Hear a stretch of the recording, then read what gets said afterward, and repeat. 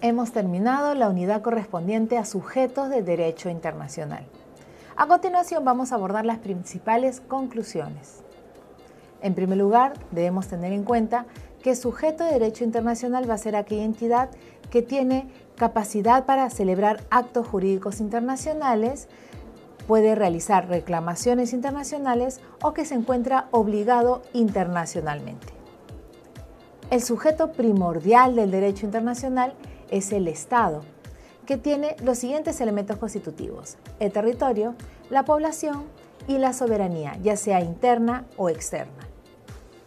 A partir de esto conviene hablar del reconocimiento de estados.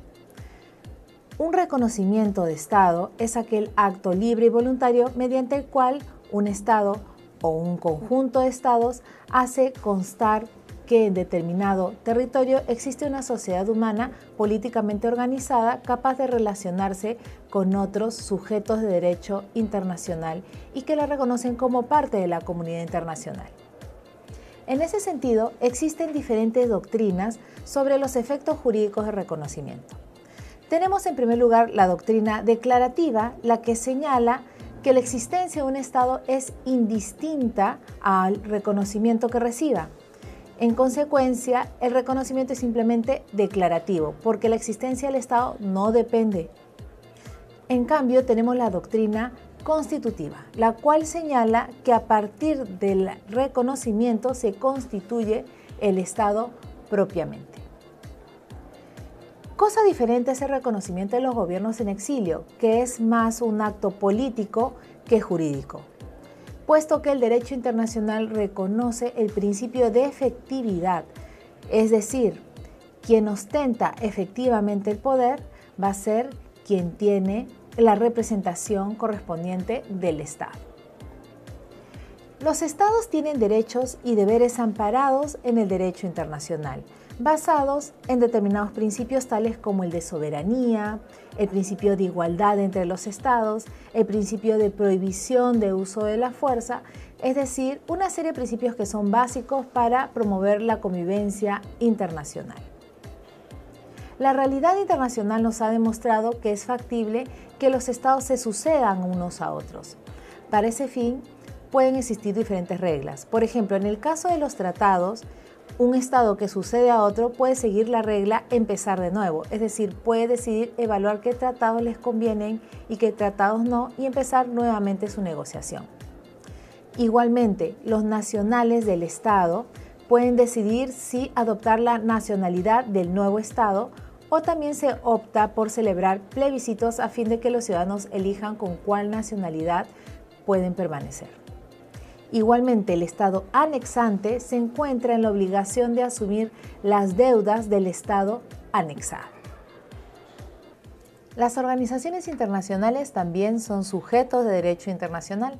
Así lo reconoció la opinión consultiva de la Corte Internacional de Justicia en el caso sobre daños sufridos al servicio de las Naciones Unidas. Una organización internacional es creada mediante un tratado constitutivo conformada por estados, pero con personalidad jurídica propia y órganos especializados de la misma organización.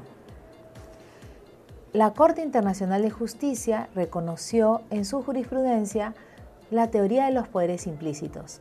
En ella señaló que es factible que una organización tenga poderes que no están explicitados en su tratado constitutivo, pero se pueden desprender de su objeto y fin.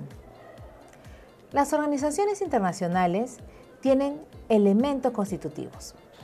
En primer lugar están los miembros, luego los órganos que pueden ser órganos principales y órganos subsidiarios. Igualmente, las organizaciones internacionales actúan a través de personas que van a ser denominadas funcionarios internacionales.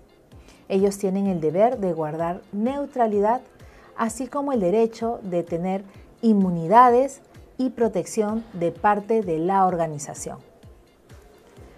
Otros sujetos emergentes del derecho internacional son los individuos.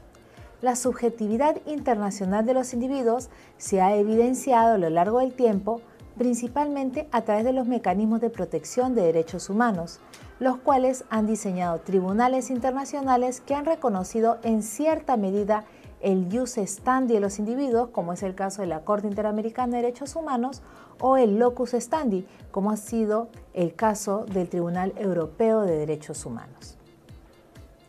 Otras entidades que conviene comentar son los grupos beligerantes. Estos son un conjunto de personas armadas que controlan determinada parte del territorio y que se encuentran en medio de un conflicto armado de más o menos duración y que tiene determinada organización que les permite respetar los usos y costumbres de la guerra. En ese sentido, ellos van a tener una subjetividad jurídica mediana, toda vez que se encuentran obligados a respetar el derecho internacional humanitario. Debemos hablar también de la Santa Sede, que tiene como su representante al Sumo Pontífice. La Santa Sede es un sujeto de derecho internacional, toda vez que es capaz de celebrar actos jurídicos internacionales, es decir, tratados conocidos como concordatos. Tiene capacidad de hacer reclamaciones internacionales y también se encuentra obligado internacionalmente. La Soberana Orden de Malta también es un sujeto de derecho internacional, que se trata de una organización religiosa creada en el siglo XII y que también es capaz de relacionarse jurídicamente con otras entidades en el plano, repito, jurídico internacional. Hablemos también de otra entidad bastante famosa, que es el Comité Internacional de la Cruz Roja. Esta entidad, a pesar de ser una asociación de particulares, cuenta con subjetividad jurídica internacional, toda vez que ésta le es reconocida en diferentes tratados que le reconocen tanto deberes como obligaciones internacionales. Los pueblos indígenas son también un sujeto emergente del derecho internacional, puesto que según el convenio 169 de la Organización Internacional de Trabajo sobre pueblos indígenas y tribales, se les reconocen determinados derechos en instrumentos internacionales, como lo es este documento. Finalmente, las empresas transnacionales son calificadas también de sujetos emergentes de derecho internacional, dado que con el proceso de la globalización cada vez se establecen más acuerdos que se encuentran a la luz del derecho internacional público, lo que eventualmente les está confiriendo tanto obligaciones como derechos en el plano internacional. Dicho esto, entonces, podemos señalar que para ser sujeto de derecho internacional se pueden tener determinadas o diferentes características, pero si hay algo en común son las atribuciones de tipo jurídico, es decir, la capacidad de celebrar actos jurídicos internacionales, el de poder hacer reclamaciones internacionales y así como contar con obligaciones internacionales. Entonces, dicho esto, ya tenemos claras las ideas principales de esta unidad sobre sujetos de derecho internacional. Gracias.